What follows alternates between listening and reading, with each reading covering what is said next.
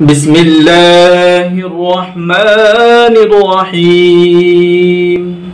शुरू अल्लाह के नाम से जो बड़ा मेहरबान निहायत रहम वाला है। आइए मैं आपको बनी इसराइल के एक शख्स का किस्सा सुनाता हूँ। अहयाउल उलूम में लिखा है कि बनी इसराइल में एक आबिद था जो हर वक्त इबादत में मशगूल रहता था। एक दिन उसके पास एक जमात आई और उसने कहा कि यहाँ एक कौम है जो एक दरख्त को पूजती है। आबिद को इस पर गुस्सा आया और वो कुल्हाड़ी कंधे पर रखकर उस दरख्त को काटने चल दिया। रास्ते में शैतान एक पीरो मुर्शिद की शक्ल में मिला। पूछा, कहाँ जा रहे हो? उस आबिद ने कहा, मैं फुला दरख्त को काटने जा रहा हूं। तो शैतान ने कहा, उससे तुमको क्या वास्ता? तुम अपनी इबादत में मशगूल रहो। तुमने अपनी इबादत को एक मुहम्मल काम के लिए छोड़ दिया, एक बेकार काम के लिए छोड़ दिया।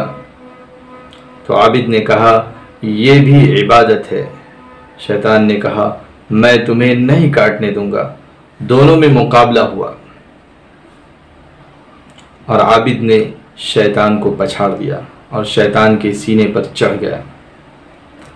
शैतान अपने आप को आजिज पाकर खुशामद की और आबिद ने उसको छोड़ दिया। शैतान ने कहा, अल्लाह ने तुझ पर उस दरख्त को काटना फर्ज तो नहीं किया,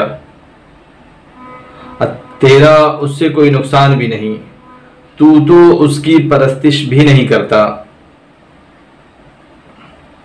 अल्लाह के बहुत से नबी हैं, अल्लाह किसी नबी के जरिया उसको कटवा देता। आबिद ने कहा, मैं ज़रूर काटूंगा। शैतान ने कहा, अच्छा सुन, एक फैसले वाली बात तेरे नफ़े की कहूँगा। उसने कहा, कह। शैतान ने कहा, तू गरीब है, दुनिया पर बोझ है, तू इस काम से बाज आ जा। मैं तुझे रोज़ाना 3 दीनार यानी अशरफियाँ दिया करूँगा और जो रोज़ाना तेरे सराहने मिला करेंगी, उससे तेरी भी ज़रूरत पूरी हो जाएगी और अपने इज्जा पर भी एहसान कर सकेगा। दरख्त काटने में एक ही सवाब होगा और वो भी बेकार कि वो लोग फिर दूसरा दरख्त लगा लेंगे। आबिद के समझ में आ गया और आबिद ने इसको कबूल कर लिया। 2 दिन तो दीनार मिले, तीसरे दिन कुछ न मिला। आबिद को फिर गुस्सा आया। आबिद ने कुल्हाड़ी लिया और दरख्त को काटने निकल गए। रास्ते में फिर वही बूढ़े मिले। कहा, कहाँ जा रहे हो? आबिद ने कहा, उसी दरख्त को काटने जा रहा हूं। शैतान ने कहा, शैतान बूढ़े शख्स के शक्ल में था। उसने कहा कि तुम नहीं काट सकते। फिर दोनों में मुकाबला हुआ। इस बार शैतान उस आबिद पर गालिब आ गया और आबिद को पछाड़ दिया, उसके सीने पर चढ़ गया। तो आबिद को बड़ा ताज्जुब हुआ। आबिद ने पूछा, क्या मामला है कि आज तू गालिब हो गया और मैं मगलूब? तो शैतान ने कहा, सुन, पहले दिन तू खालिस अल्लाह के लिए उस दरख्त को काटने जा रहा था और आज जो काटने जा रहा है उसमें दीनार को भी दखल है, इसलिए आज मैं गालिब आ गया। सच है, जो काम सिर्फ अल्लाह के लिए किया जाता है उसमें बड़ी कुव्वत और ताकत हुआ करती है। दुनिया का निजाम भी वही है। आज हम खुदा से कितने गाफिल हैं। खुदा ने जिस काम के लिए हमें दुनिया के अंदर भेजा उसे हमने पसे पुष्ट डाला है, उससे हम कोसों दूर हो गए। अल्लाह ने कुरान करीम के अंदर फरमाया, वमा खलक़तुल जिन्न वल इंस इल्ला लियअबुदून। हम रात दिन कुरान करीम की तिलावत करते हैं लेकिन कभी इस पर गौर नहीं करते कि मेरा रब मुझसे क्या कह रहा है। अल्लाह ताला हमारी बिगड़ी बनाएगा।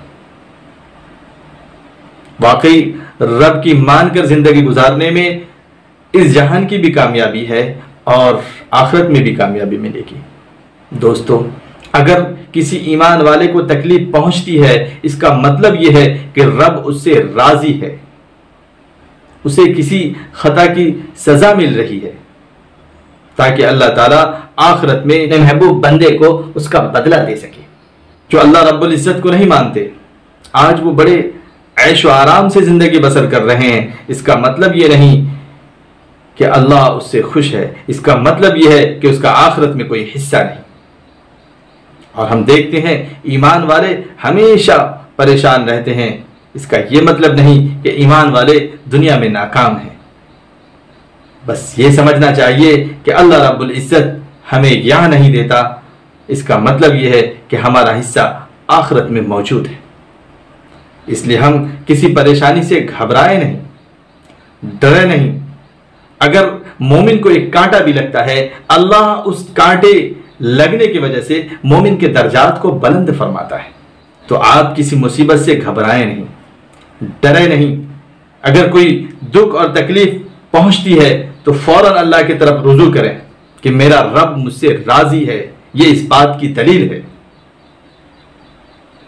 कि मेरे जो खता होते हैं अल्लाह उसकी सजा हमें दुनिया ही में देता है।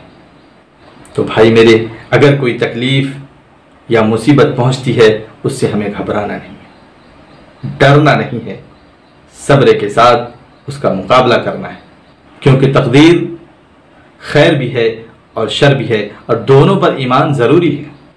अगर हमारा ईमान खैर पर है, शर पर नहीं, तब भी हम अधूरे। हमारा ईमान दोनों पर होना चाहिए, खैर और शर। इस चीज़ का ख्याल रखेंगे।